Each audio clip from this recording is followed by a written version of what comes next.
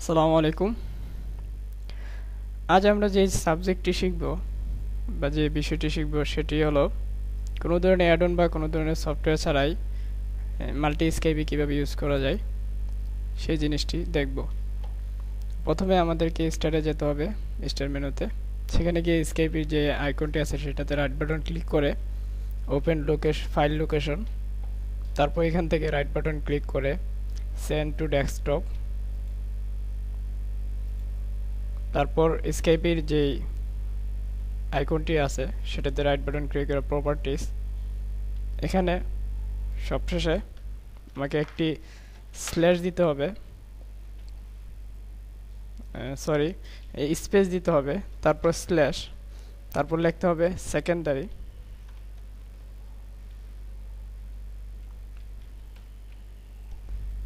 Apply, তারপর ওকে। এখন আমি আমার যে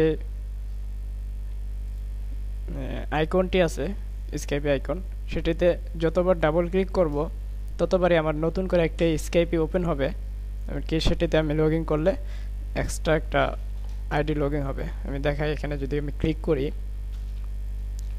তাহলে দেখা যাবে একটি স্কাইপি আইডি ওপেন হলো। আরেকটা যদি ক্লিক করি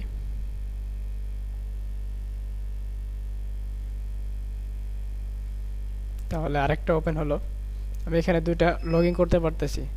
এরকমভাবে যতগুলা ক্লিক করব ততগুলা ওপেন হবে। তো আপনার যতটা আইডি লগ ইন করার প্রয়োজন স্কাইপ আইডি, ততগুলোই আপনি একসাথে ইউজ করতে পারবেন। তো আজকের মূল বিষয় এটাই ছিল। তো ধন্যবাদ সবাইকে আজকের টিউটোরিয়াল উপভোগ করার জন্য। আসসালামু আলাইকুম।